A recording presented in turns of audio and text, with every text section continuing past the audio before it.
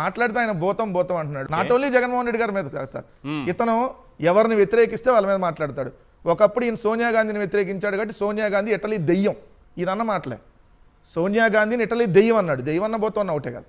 Okay, ఈయన అన్నాడు Sonia Gandhi Italy దెయ్యం అని. తర్వాత సోనియా గాంధీ అంట మంచిది లేదు, ఆమె దేవత, ఈ భారతదేశానికి ఓ మాత అని చెప్పాడు ఏది వాళ్ళతో పొత్తు పెట్టుకున్నప్పుడు.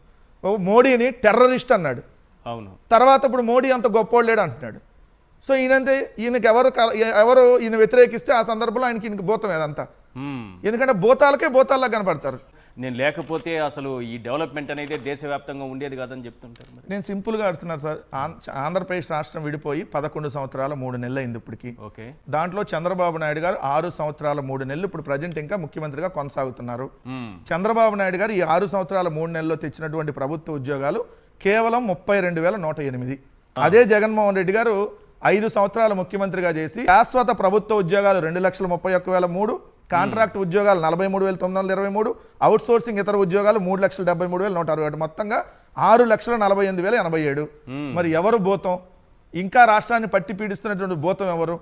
ఇప్పుడు ఈరోజు నిరుద్యోగ రేటుకు సంబంధించి వస్తే దేశంలోనే నెంబర్ 2 నిరుద్యోగ రేట్లు ఆంధ్రప్రదేశ్.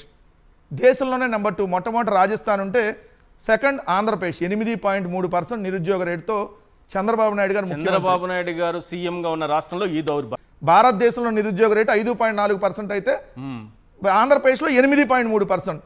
ఇది విషనరీయా?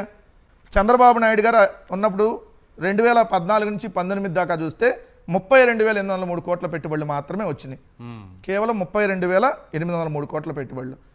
జగన్మోహన్ రెడ్డి గారు భూతం అయితే 1,01,03 కోట్ల పెట్టుబడులు ఎలా వచ్చినాయి? 5 సంవత్సరాలు జగన్మోహన్ రెడ్డి గారి పరిపాలనలో. భూతం అయితే 1,00,000 కోట్ల పెట్టుబడులు రావు కదా. 20 లక్షల కోట్ల పెట్టుబడులు అప్పుడు వైజాగ్ సమ్మిట్ లేదు వచ్చేసిందని అప్పర్ల మీద ఆయన చాలా వస్తాయి సార్. ఆయన సంవత్సరం మన డావోస్ వెళ్తే 10 లక్షల కోట్లు వచ్చింది. ఆల్రెడీ వెయిటింగ్ ఉన్నారు. కరకట్ట వెనకాల చంద్రబాబు నాయుడు గారి ఇంటి వెనకాల కృష్ణా నది ఉంది కదా, కాకపోతే ఇప్పుడు వరదలు ఎక్కువ వస్తున్నాయి కాబట్టి ఇప్పుడు వెళ్ళిపోయి విజయవాడలో ఆగారు, బోట్లు వేసుకొని వచ్చారు మొన్న. వాళ్ళు అన్ని తీసుకెళ్లి సూట్ కేసులని అక్కడ పెట్టారు. 10 లక్షల కోట్లు రెడీగా ఉన్నాయి అక్కడ. చంద్రబాబు నాయుడు గారు చెప్పే మాటలు రోజు ఇంతే ఉంటాయి కదా సార్, నేను చెప్పేది కాదు.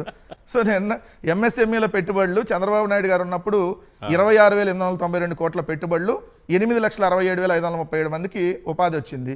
మేమున్నప్పుడు 33,177 కోట్ల పెట్టుబడులు, 32,79,770 మందికి, 32 లక్షల మందికి ఉపాధి ఎంఎస్ఎంఈల ద్వారా. ఈరోజు మన ఎంఎస్ఎంఈలు పార్లమెంట్ సాక్షిగా చెప్పారు చంద్రబాబు నాయుడు గారి విజనరీ ఎట్లాంటిదో. 2,197 ఎంఎస్ఎంఈ యూనిట్లు ఈ 14 నెలల కాలంలో క్లోజ్ అయినాయి. మరి ఎవరు భూతం? ఈ రాష్ట్రానికి పట్టినటువంటి భూతం. జిఎస్డిపి స్థూల ఉత్పత్తి 8.73 లక్షల కోట్లు చంద్రబాబు నాయుడు గారు ఉంటే మేమున్నప్పుడు అది 13,17,000 కోట్లు. మరి భూతం అయితే 13,17,000 కోట్లు జిఎస్డిపి స్థూల ఉత్పత్తి రాదు కదా. జిఎస్టి వసూళ్లు మీరున్నప్పుడు 25,331 కోట్లు వస్తే మేమున్నప్పుడు 44,298 కోట్లు. మీరు భూతమా మేము భూతమా? ఏదైతే తలసరి ఆదాయం మీరున్నప్పుడు 5 ఏళ్లలో 60,128 రూపాయలు మాత్రమే పెరిగింది. అవును, మా దగ్గర ఇక్కడ తలసరి ఆదాయం 5 సంవత్సరాల్లో 88,445 రూపాయలు పెరిగింది. మరి భూతం ఎవరు? చంద్రబాబు నాయుడు గారు. మీరు ఉమ్మడి ఆంధ్రప్రదేశ్ నుంచి ఇప్పటి వరకు ముఖ్యమంత్రిగా 4వ చేశారు. మీ జీవితంలో ఒక్క పోర్టు కూడా మీరు తేలా, ఒక్క పోర్టు కూడా తేని మీరు భూతమా? 4 పోర్టులు, 10 ఫిషింగ్ హార్బర్లు, 6 ఫిష్ ల్యాండ్ సెంటర్లు తెచ్చినటువంటి జగన్మోహన్ రెడ్డి గారు భూతమా? మీ జీవితంలో ఒక్క ప్రభుత్వ మెడికల్ కాలేజ్ తేలా, మీ జీవితంలో ఒక్క ప్రభుత్వ మెడికల్ కాలేజ్, 17 మెడికల్ కాలేజీలు తెచ్చిన జగన్ మీకు భూతమా? మీ జీవితంలో టెంపరీ సెక్రటేరియట్ ఒక్కడ కట్టారు, నీళ్లు గారితే ఏదో వర్షం వస్తే నీళ్లు గారే సెక్రటేరియట్, ఒక అసెంబ్లీ. మరి గ్రామాన 17,004 గ్రామ వార్డు సచివాలయాలు, 10,000కు పైగా రైతు భరోసా కేంద్రాలు, 10,000కు పైగా హెల్త్ క్లినిక్లు, 10,000 డిజిటల్ లైబ్రరీలో 3,000 ఆల్రెడీ నిర్మాణాలు పూర్తయినాయి. సో ఇవన్నీ కట్టిన జగన్మోహన్ రెడ్డి గారు భూతమా? మీ జీవితంలో ఒక్క స్కూల్ను బాగు చేయాలి, కనీసం మీరు చదువుకున్న స్కూల్ కూడా బాగు చేయాలి. మరి భూతమానికి ఏమంటారు?